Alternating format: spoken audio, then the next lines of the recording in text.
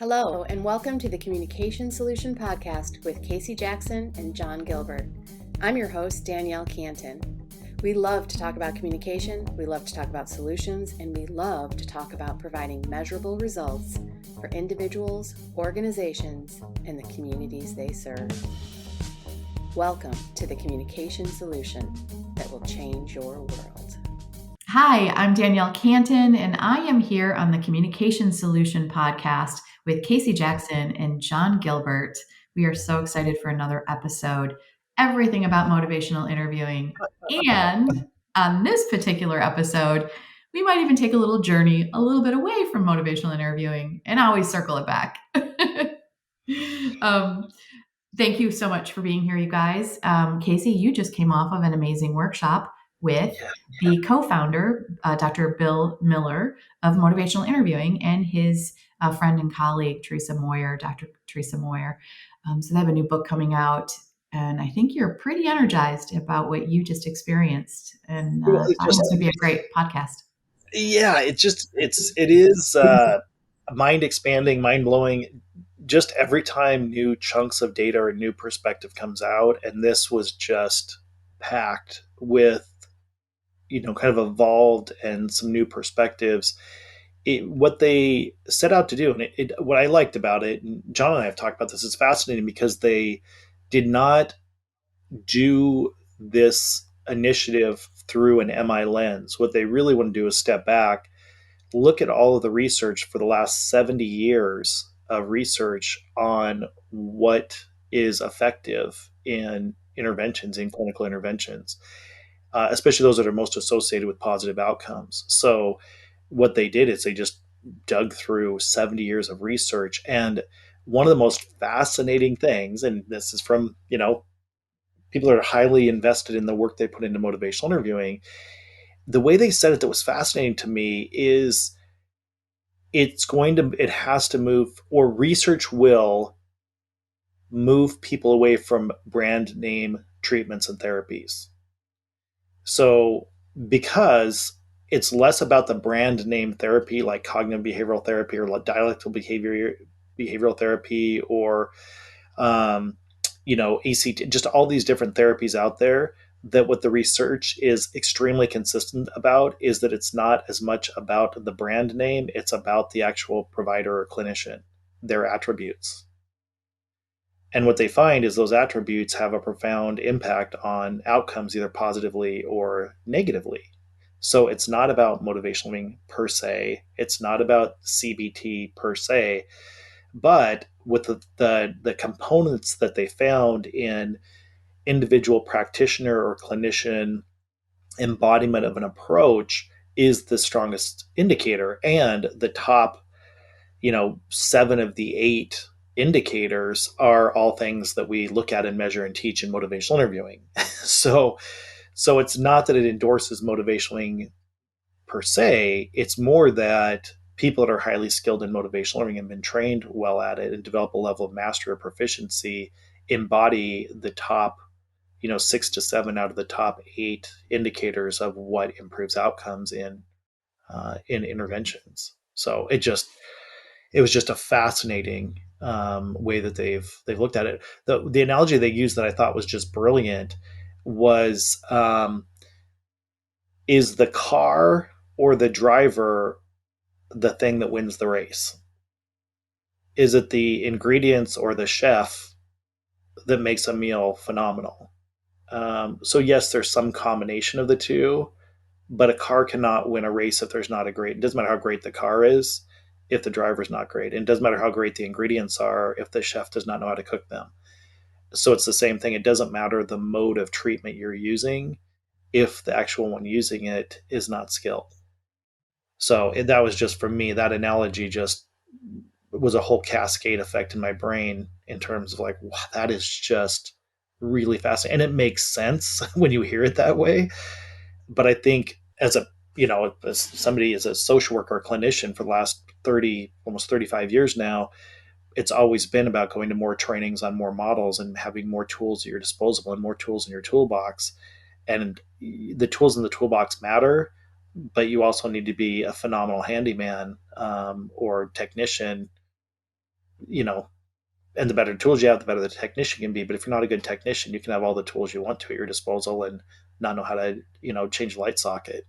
So, You know what's coming up for me on this is something that we've been talking about and working on for a while, because you teach and train so many organizations on motivational interviewing in a really special way.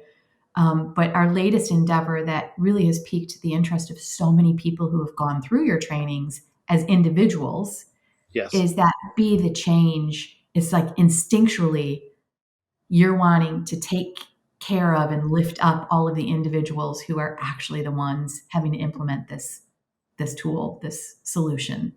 And so as you're speaking, I'm just going, oh my gosh, you were already tapping into the importance of this in the development of the program to honor It is individuals.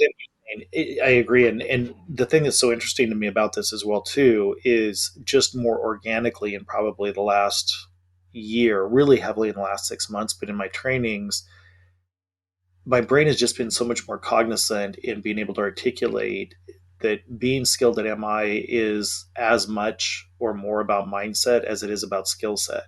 And we just tend to teach skill set because it's so much easier to measure at face value. It's easier to measure if it was a question or a reflection. That is so much easier to measure than is somebody operating from a place of genuineness, or positive regard.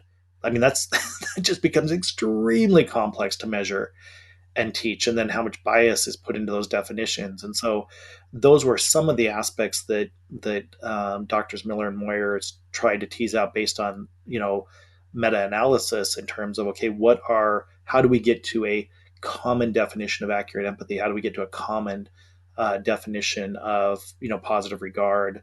How do we get to a common definition of evocation? That's therein lies it, because it's one of our when we've talked about businesses before, because the reality is there's also people want to be able to brand something and sell it, because then you can do the training market and you can do the speakers market and you can produce a workbook, and so there's money to be made if you can slap your brand on it. So I think in some ways it makes me a little giddy to think that, well, the research is showing is it doesn't really matter the brand, it really matters the who's actually applying that. And if that's where things are going, I think Motivation is in a phenomenally well positioned, because, like I said, half the things on there are things that we measure, like at the MICA. Some of the things specifically, like with evocation, with focus, with accurate empathy, those are things we specifically measure and give people feedback. And I've been doing it for, and you add the mighty in there, the motivational treatment integrity scale too. These are things we've been looking at and measuring for decades and decades now. So that's what's fascinating to me. I'm super curious on so many things and so many levels right now, from the MI geek side of it to thinking from the listener's perspective and all sorts of things. I'm much more on the nitty gritty right now than the organizational part of it, Danielle. But it is interesting to me to look at it from so many angles. But Casey, I'm really curious about this piece that we talk about, that we want to be genuine and accurate about, that MI is a particular kind of conversation. Yes. And that it's not a panacea. It's not a silver bullet. Yet somehow we are, because we like this stuff and we like the way it treats people, getting excited that MI is aligning with what it means to be effective overall, or whatever that means, whatever these definitions are. So part of me wants to kind of talk about, well, what's that eighth part rather than the sixth, or the ones that don't align with MI, and what are the pieces of MI that transcend MI, and when does it not become MI? So these are some of the things that are going, like, if it's not a panacea, there seems to be a lot of things that are really interesting here. Yes. And it is a particular conversation, but where's the limitations, and what does that mean for what MI is and is not? So I don't know if you have any thoughts, but that's kind of where my gestalt is right now. Yeah. So one of the thoughts on one of the eighth one they actually listed, which I can appreciate because it was the lowest effect variable, is offering information or advice. And so that is a factor. It was the lowest effect potency. And I just always own the bias that I have in the way that I conceptualize and teach motivational interviewing, very invested in the fidelity base. But there's people that say, well, the mighty looks at, persuading with permission. And I just know my own writing reflex to that concept in and of itself of persuading with permission. What what came out of that as well too. So that's my, when you're saying, okay, we can focus on the ones we know are good, but what are those outliers that are interesting that the data came up and popped up? And the eighth one was offering information and advice, which aligns so much with Western medical model. And so many of the things that we're talking about are the antithesis of Western medical model in some of the research that we're learning. I mean, that's kind of the language that I've been using for quite a while now, is just moving to that humanistic perspective and away from that kind of colonialization, doing things to people versus with them and for them, kind of on a larger scale. But that was the one outlier, or not the outlier, but the one that is the one that I was thinking, we don't, you and I as trainers, that is not part of our curriculum. It comes up because people ask those questions. Well, how do we give advice? How do we give suggestions? So you and I do address that in training, but it's not an explicit thing that we train. The closest thing that I think we do train is partnership as it relates to the MICA as well, in the way we defined it in the motivational and competency assessment, because partnership is a time where you can share, information or insights in a way that advances the client's outcomes. And that's pretty much what they were saying. That was where the potency was coming from. If you share the right amount of information, the right dose at the right time, that can help advance outcomes. And you're like, well, that makes sense, because there's certain information that experts have that the individual may or may not have. So that was the one outlier when you're going, yeah, okay, I want to know the things that we know, but what are those things that they're bringing into the mix that may not have been at the forefront of an MI-based conversation? Mm-hmm, mm-hmm. Which, again, to that last point you made, I'm more biased towards that point because of healthcare settings where there's so much misinformation by influencers and all this stuff out there that then people might believe a lot of things, and you're using a humanistic approach, and that might make their LDL or ApoB worse. That doesn't have controversy, over it or something like that. So that it goes to show that though it's a minor part compared to all these other big things. So now I'm curious, with our MI passion and enthusiasm, how do we think about what they're presenting then, that MI isn't a panacea? Or are they kind of alluding, are we hoping that it becomes a panacea? Or what does this mean, that MI is separate than these other interventions, yet MI has so much overlap? Does that mean these other interventions are going to get superseded? Or I don't know. I'm just kind of curious your thoughts on that, of like, where's the limitation of this then with MI? I think what the expansion is, here's a way that I would sort that out, John, is, like I said, most of the constructs that they found through research show improved outcomes. The majority of those are things that are foundations in learning motivational interviewing. Because again, it goes back to the person and not the MI. It goes back to the professional and not the, that aspect of it as much. It just happens to be that motivation is based off this, because that's what, everyone who gets obsessed with MI, there's so many people that lean into the research side of it. I mean, you look at Dr. Miller, you look at Morris, just the amount of research they've done, Rolnick, Stephen, and just all the people you and I know that have done massive research on MI.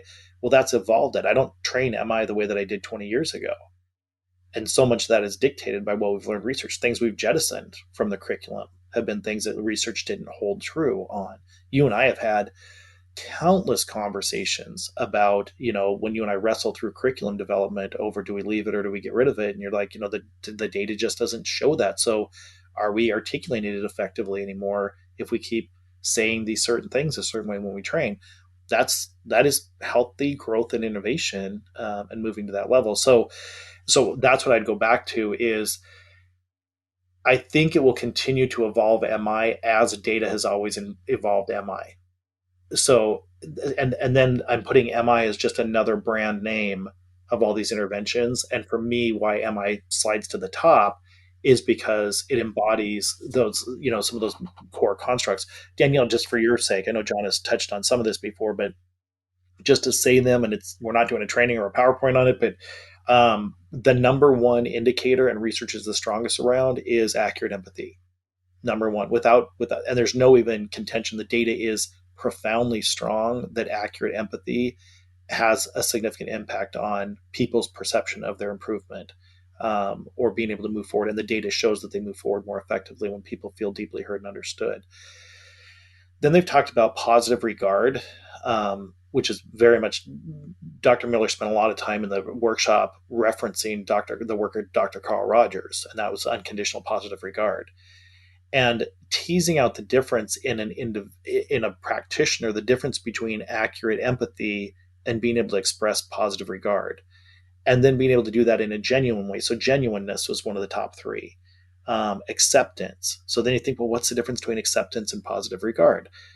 So it's just, there's all these components that the research is pretty robust around each of these concepts. What I appreciated about it is it helps clean up semantics where we tend to squish words together a lot and say they kind of mean the same thing. When you really get into semantics and how they research it, it really does start to clarify the dimensionality of what it takes in a human being to create effective outcomes.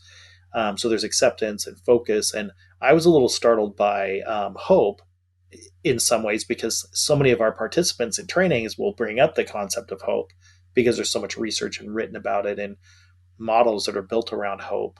But they're talking about hope and self-fulfilling prophecy. From a different perspective, which really helped my brain. Evocation, which is literally something we measure along with accurate empathy, and then the offering information or advice. So those are the 8 components that have data that shows these are all factors in an individual or a practitioner or a professional, that any combination of those, the stronger they are, the higher the correlation with positive outcome, client outcomes. Do you think, this is probably a very interesting question to answer, but did they set out in this research to write this book? I have a feeling the answer is yes, of being willing to just forget all about motivational interviewing. Yeah, you're right. You're exactly right. They did. And that was the intention, because they both are, looking at Dr. Miller, looking at Dr. Moyer, they are both researchers first. Neither one of them have a desire to endorse the brand of motivational interviewing. What they want to endorse is positive outcomes and healthy interaction. And they set out on this book to just go wherever the data led them. And I think it was more that I think there was probably a warm, fuzzy feeling inside in certain aspects that they uncovered to go, wow, this is what I've been training. Miller even commented on that in the training of going, it is a good feeling to look back at trying to do the right thing for the right reasons and let data lead us there, which is how MI evolved. And then to just step back from all of that and try to be unbiased and just look at other people's research, all the data out there, and then just sift it out and see what lands out of that. And it's like, wow, a lot of things that sift and land out of that align very tightly with what we measure and what we teach and believe in motivational interviewing. And they really stayed away a lot from talking specifically about motivational interviewing and just talking more about these clinical skills that improve outcomes. Yeah, I'm really curious because how much it kind of got into fidelity with the model. So how much alignment with whatever the model is. How much discussion was around that? Your thoughts on that? For example, I've been, a hot topic right now I heard about a while ago that's picking up more and more steam is internal family systems therapy.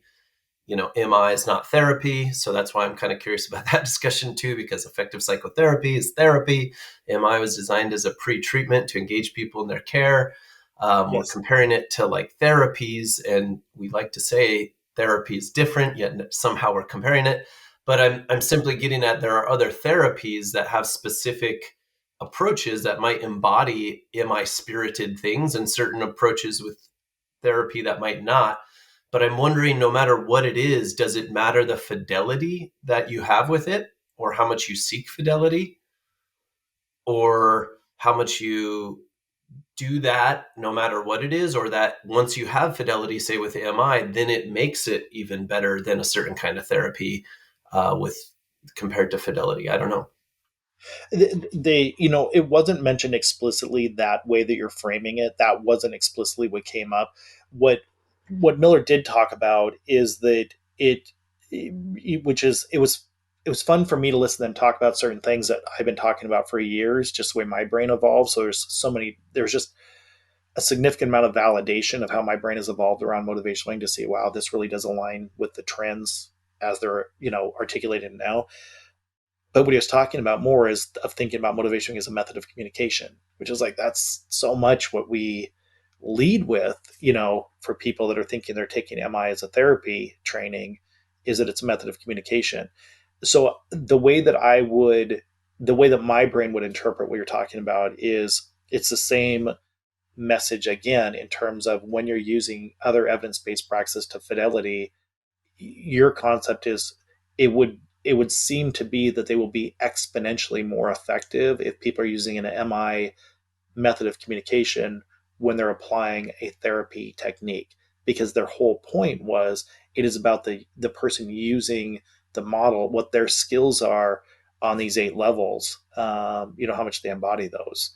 So I think that's where you're going to see that exponential effect. So if they're using the model that's very effective, but the individual practitioner themselves, if an individual practitioner is doing the model to fidelity and not embodying these, my hypothesis would be they're not going to have the same outcomes as somebody that's using that same model and all of these clinical skills and mindsets in combination. But that would be, I think what Terry would say is, that's something you should write a grant to NIH and get funded for, because that'd be fascinating research.